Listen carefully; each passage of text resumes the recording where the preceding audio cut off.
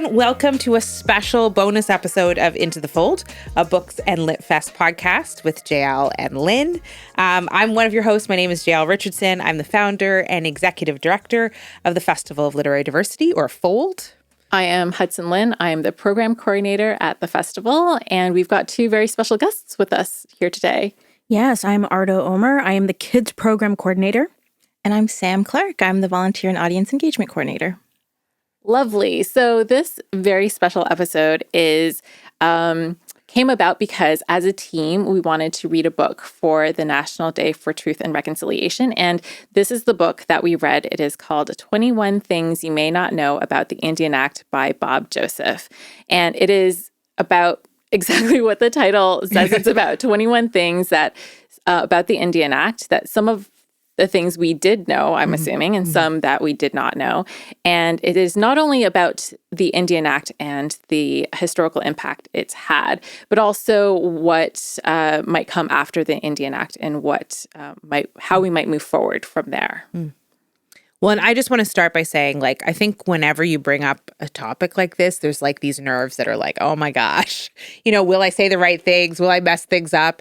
I think it's fair to say that we will for sure mess some things up. Mm-hmm. I think it's important to acknowledge that none of us are Indigenous, that in our staff that there's no one on staff who is Indigenous. So we're speaking as non-Indigenous folks, learning things, trying to figure things out. I have a feeling I will definitely say things that are either wrong or could be confused, whatever. I think it's fair to say that might happen for all of us. And I think we are just hoping that even as we put this out, that there's some grace on the other side of this. I think of our Indigenous friends and people we don't know who come across this. If there's things that we just don't know that we're saying or phrasing in a way, we welcome feedback from those in the Indigenous community just to make sure we get it right. Mm-hmm. I think one of the things we've always tried at Fold is not to avoid scary and awkward conversations and to just make room to get better with each one. Mm-hmm. So that's kind of the goal for our conversation today. Yeah. Yeah. So one of the first tricky conversations we had as we were deciding on what book to read, and also I think we were trying to write a blog post saying that we were going to read this book. Yeah. And one of the questions we came across was this word settler.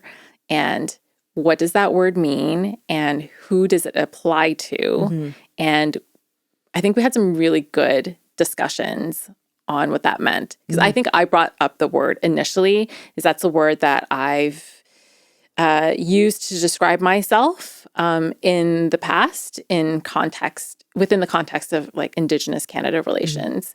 And the reason why I use that word, from my understanding, is because my family immigrated from Taiwan to Canada. We settled here for a better life, for opportunities that we didn't have back in our home country.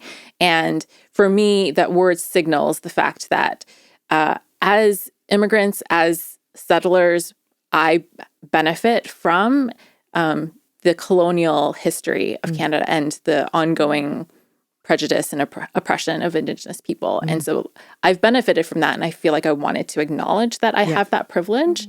But other people had other opinions. It was so interesting. I'll piggyback on that because I think when I saw the term, I was like, wow, I don't think I know I'm not Indigenous. This is not me trying to claim identity that is not mine.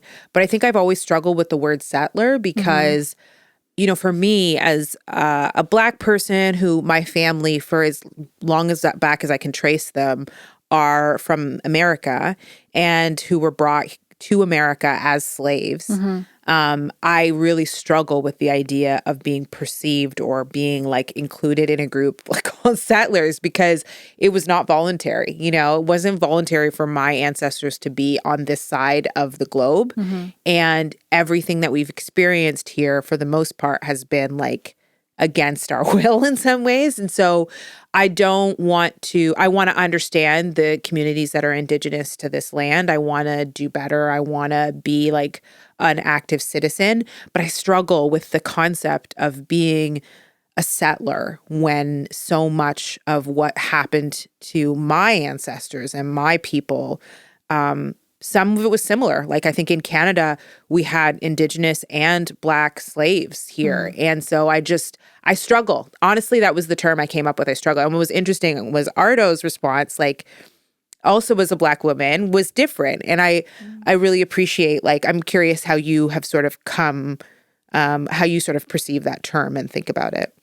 Yeah, initially and for a very long time, I didn't have an issue with the word settler because my family had direct roots to Somalia. Like my parents left Somalia to Canada. So I have a direct tie there versus the transatlantic slave trade. So for me, I understood where you were coming from because there's that emotional, like the fact that colonialism, the things that were happening to Indigenous people within their own lands was kind of like this, like the same method but reversed, where other people were taken from their lands to them be enslaved in lands that were being taken away from the native inhabitants, right? So I understood I didn't fit into that particular narrative or perspective. But then it also led to conversations around immigrants, right? Like who are immigrants, specifically immigrants of color, and why are they immigrants? And you think about the long hand of colonialism and imperialism and how my parents didn't leave Somalia because they thought, oh, just a change of scenery. They left because of a civil war. So then what does that also mean in terms of it's like that double-edged sword of like, I understand I have a privilege in that there were Somalis that remained in Somalia. But I also, and then my family was able to leave, but then I also have a privilege, the flip side of it where I wasn't, it's not a similar experience to like white settlers, right? Where my family would have liked to have stayed, but it wasn't safe for them anymore. Yeah. Yeah, that's so interesting because I feel like I have a different perspective as well because I'm biracial, so I'm from two different places. But both my parents' countries were colonized. So Barbados, England, Philippines, Spain.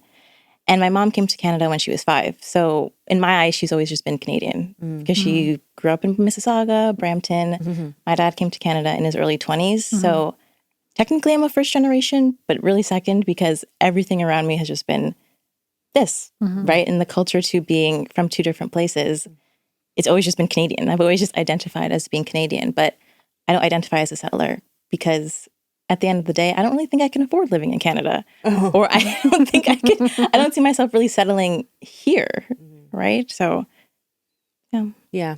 I think the term too is like, I think it sets up two binaries, right? It's like you're settler or you're Indigenous, and it sets up this polarizing thing in which there's some complexity in between there, right? Yeah, for sure. But like whether you're biracial, whether you immigrated here, whether you've moved across the land against your will or come here against your will, there's so many different ways that people, like the term settle or settler means like I'm settled here, but it's also a term that reflects sort of the system of colonization. And that system is complex.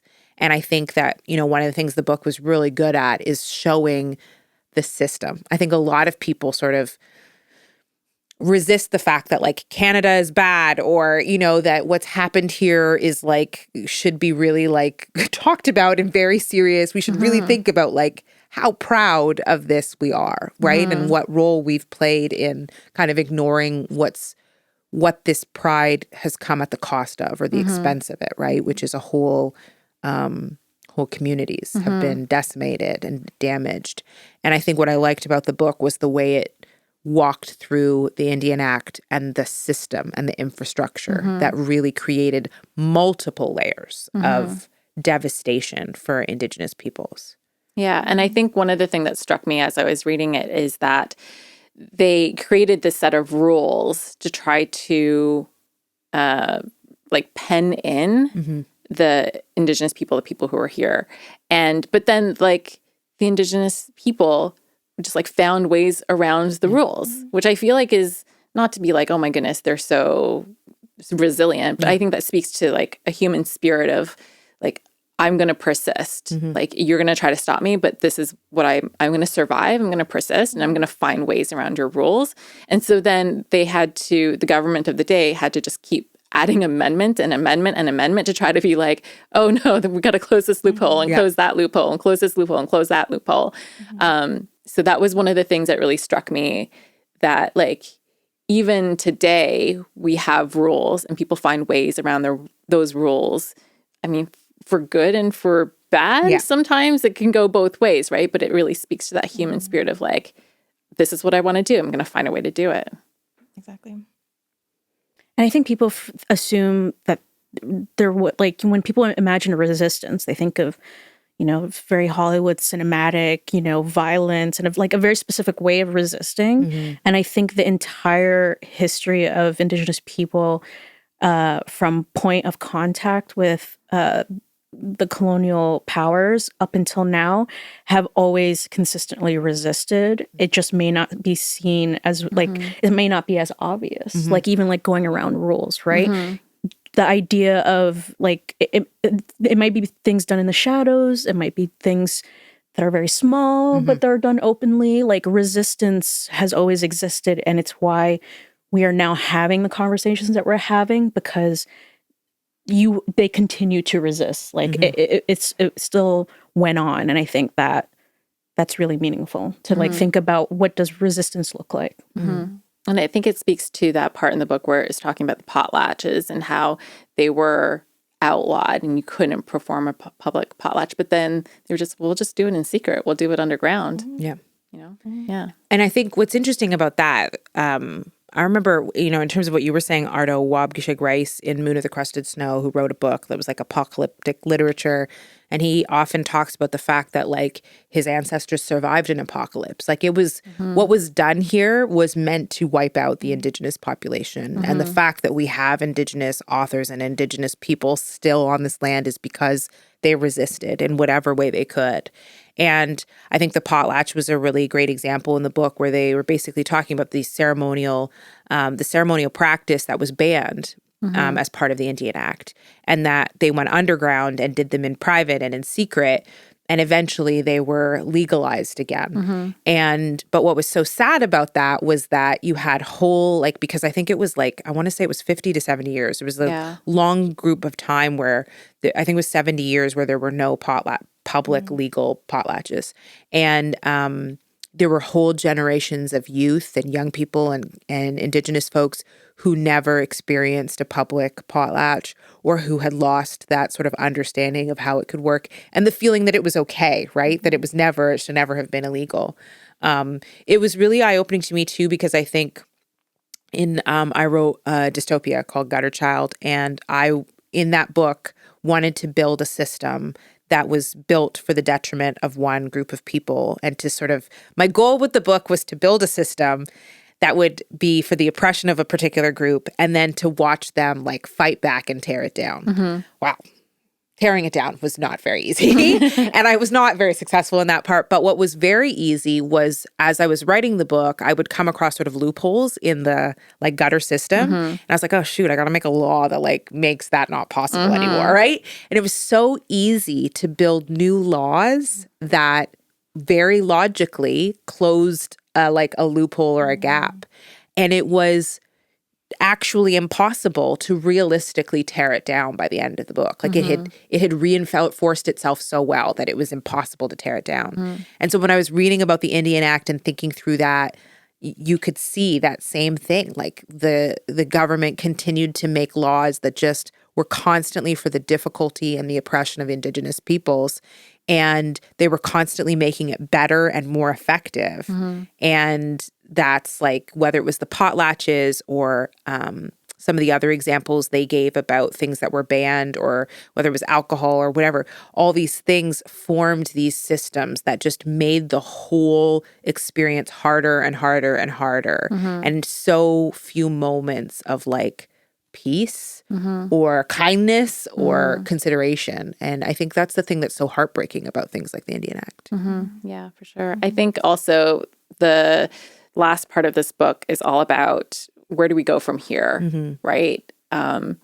do we just scrap the Indian Act altogether? And some people want that, but some people don't. There are some Indigenous people that say, like, no, we can't just get rid of it altogether, because some of the consequences of the legislation put in place means that it gave Indigenous people a kind of status, and that status is important and should be recognized and should be in some ways continued. And so if we get rid of the Indian Act altogether, then they lose that status. And so there's it's unclear, like, what do we do now? How do we take away parts of it and like keep some parts? Do we take away all of it and then just rebuild from the ground up? What would that look like? The sense that I got from the book was that it's all still very much up in the air. Yeah. Well, I think it's good that there's now the commission, the National Day of Truth and Reconciliation Commission, hence the day. Or, that's why we're all here. But it's like, is that enough? Is that the way to reconcile? And in part of the book, the first apology by the government of Canada was in 2008 by Stephen Harper. And then a whole year later, he publicly said at a G20 summit that Canada never had a colonial history. And it's like, make that make sense. I know. So how are we supposed to move forward when the apology was in 2008? Yeah.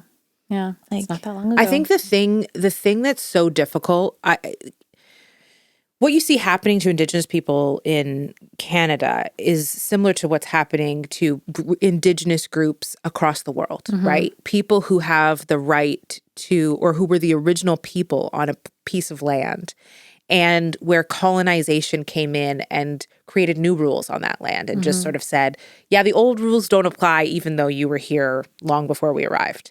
And this sort of long-lasting, multi-layered catastrophes that are put in place in multiple areas. It's like the law, but also the way families are treated, the way relationships, the way, like all of it. It's multi-layered in its way of tearing apart communities. So it makes sense that generations later, when we recognize it to be wrong, it is equally complex in tearing it apart, right? Because the attack wasn't just on laws. It was also on families. It was also on education. It was also on the criminalization of certain activities and not others. Like, everything is multi-layered. So when you get to the point that you're like, we now recognize that this is all very wrong, the way that you put things back together is like, nobody's going to agree on it, first of all. And every solution is going to help in some areas and hurt in other areas, and help one group but hurt another. And so I think it's complex. And I think anyone who wants like a fast solution, but to go back to anyone who wants a fast solution is going to be disappointed. Right? So I'll finish that thought. But in terms of what you were saying, Sam, too, I think one of the most detrimental things that's done now that's hurtful is this pretending as though it didn't happen, or pretending as though it's not as serious as it is, and pretending as though we can just continue doing things the same way. Like, I genuinely feel like the way Canada Day should be approached is very different than the way we've been approaching it all along. Agree. This sort of like celebration of Canada needs to be more thoughtful and mindful in regards to what that actually means and what that actually symbolizes, right? In terms of like, we stole people's land, and then we put a name on it, and we made a song and hung a flag, and now every year we celebrate that horrible thing that we did, and we make it sound really great. Like, I think this idea of nationalism really needs to be broken apart a lot. I think that the government needs to we need to acknowledge things, and then we need to think carefully about each step that's taken to make things right and to make amends.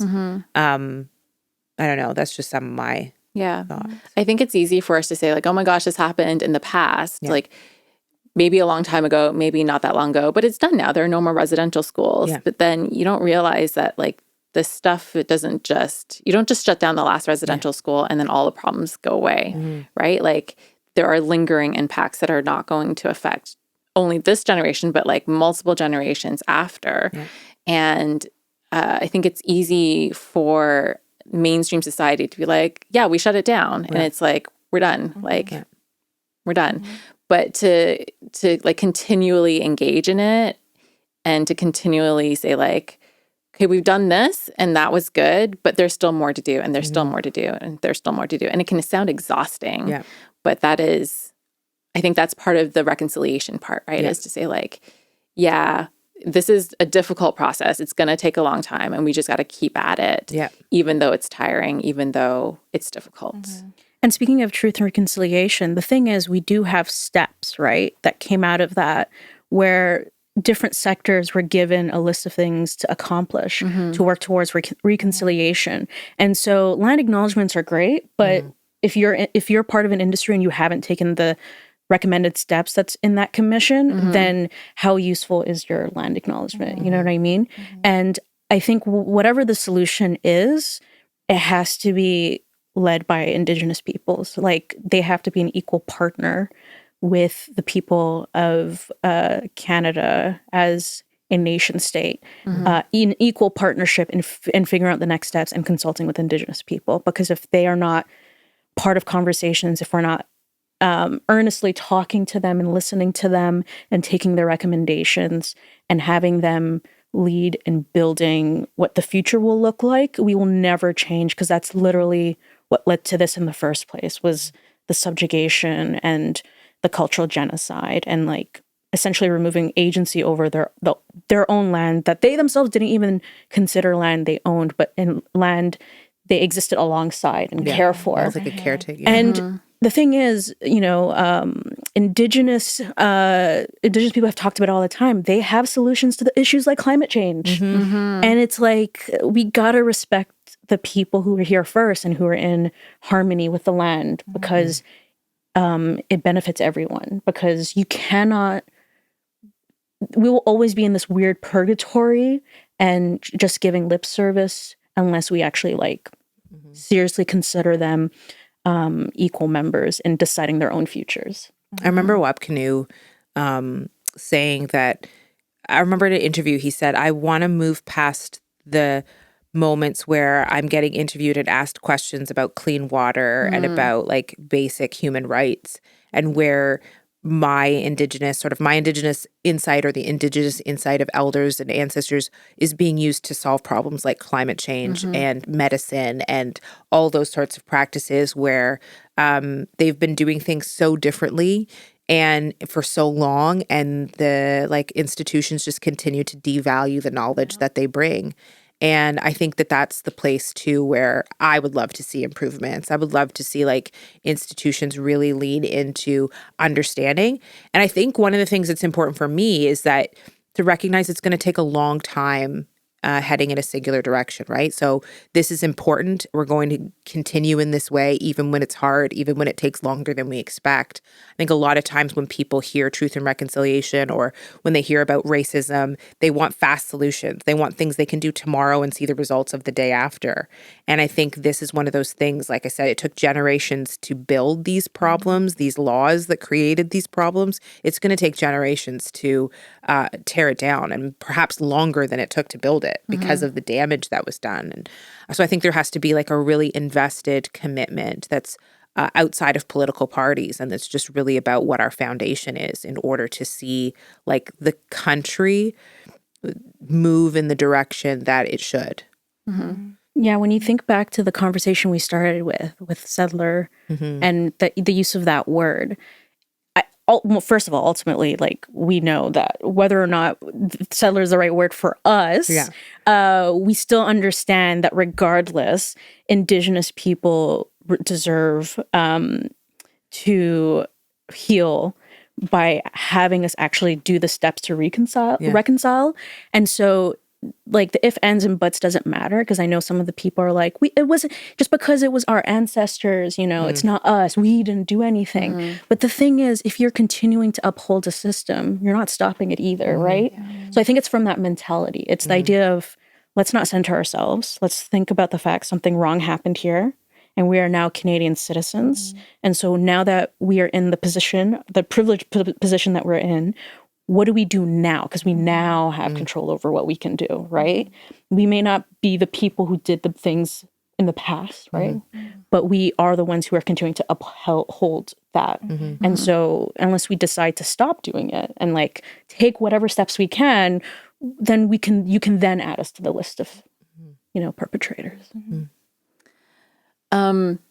So we never really did decide how we're going to use this word settler. We decided just to not use it because it was just easier.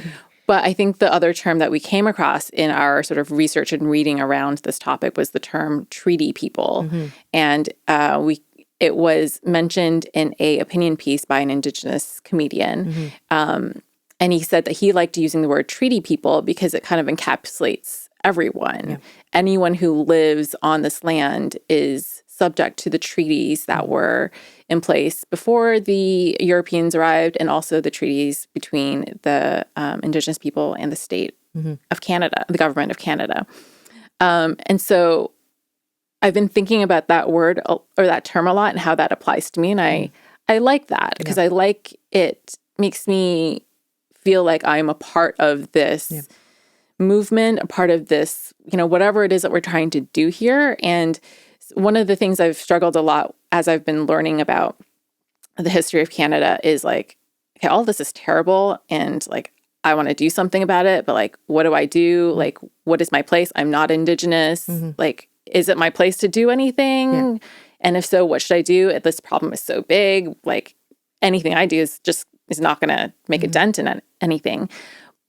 But coming at it as like, we're all treaty people. So we're all part of this and we all have a role to play. And in the book, at the end of the book, Bob Joseph quotes his father and he says that, every Canadian needs to know what happened and we all have a responsibility to do something. It doesn't have to be huge, but every little step counts and every little step matters, even if it's just this one little thing today. And if that is significant and meaningful to anybody, an Indigenous person, and it brings us one step closer to reconciliation, then that is enough. And that is what we should strive for. I like that. And I think too, it's in the context of working on the fold.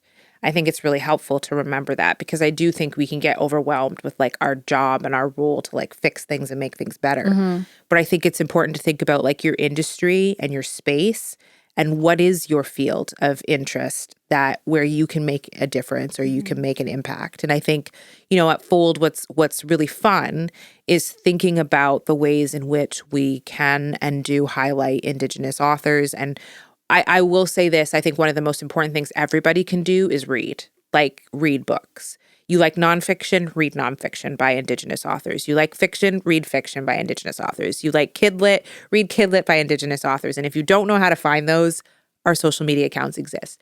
And find, there's publishing houses and all those sorts of things that are run and led by Indigenous folks. And so really supporting Indigenous businesses is something we can all do when we go out and do our stuff. But I think like whatever your space is, reading is an important foundation, and then to use your space to really think about how you can elevate, highlight, etc. I think it's been really important for me at Fold and for us at Fold to build spaces where Indigenous folks can have conversations, the kind of conversations they want to have, and avoid the kind of conversations they don't want to have. I remember doing a panel of Indigenous authors in a very early stage of the Fold, and asking them if they wanted to do an open Q&A. And the authors like unanimously were like, no, I do not want to hear. I don't want people to ask these questions because these are the types of questions we typically get. I just want to talk amongst each other. And that's what ended up happening. And there's been other instances where I remember too, they sort of suggested like, I can't wait till we move from Indigenous author panels to like a panel of Cree writers and a panel of, Anishinaabe authors, like really sort of getting into like the deeper parts of being from a specific Indigenous community as opposed to just being lumped in together, which I know like even as a Black author, that happens a lot. So just being responsive to the authors, what they want to talk about. I know sometimes they want to talk about craft and they want to talk about plot and they want to talk about just like all the rest of us do. So I think that's for us, I think something that we're excited to do to like take this and figure out in our space. We love books. Like, how can we help other readers kind of move forward in their understanding of these issues? I think, Lynn, what you've done with this, even this conversation and bringing the book up, I think this has been really great. And I think, you sort of teased at it, but there's ways other people can participate in this sort of read along in a way as well. Yes. So we have a Storygraph account, the Fold Storygraph account, and you can follow us, you can friend us. There is a read along on Storygraph that you can join. And how that works is you just join the read along, and as you read, you update your status, and then it opens up the comments from that chapter. And you can see what other people have commented, what their thoughts are. You can respond, you can make your own comments. So if you are a reader and you want to read this book also, you can do that on Storygraph. Amazing. Well, I want to thank Sam and Ardo for joining us on this special bonus edition. I don't know if there's anything else you want to say before we wrap Final up. thoughts? No. I do want to. So I know, we're a literary festival, obviously read books.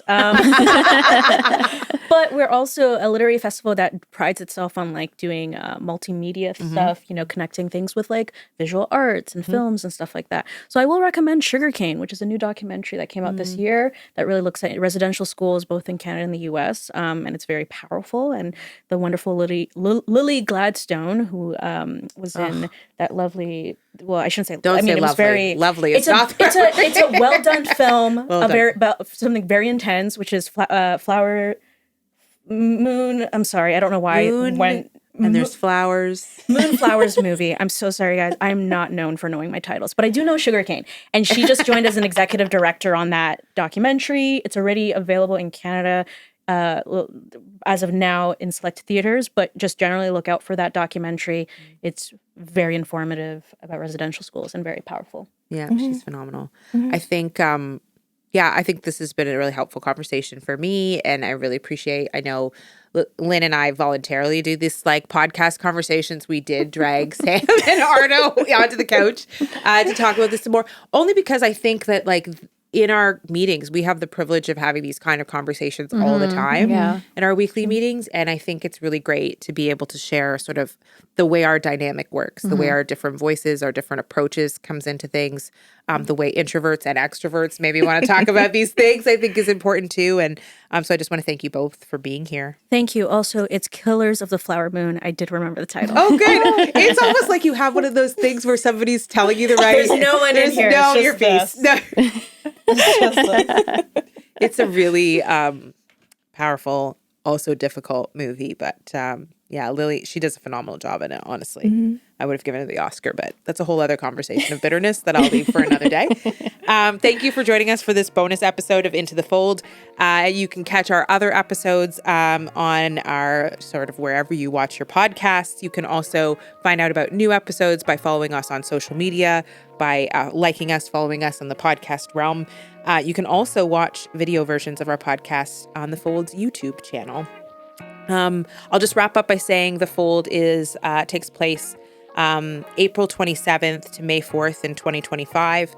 The Festival of Literary Diversity is a multimodal festival, which means you can join the festival from anywhere in the world, April 27th to April 30th at our virtual events, and you can join us in person in Brampton, May 1st to the 4th as well. Thank you so much for being here. Thanks to the team. See you next time. Thanks. Bye.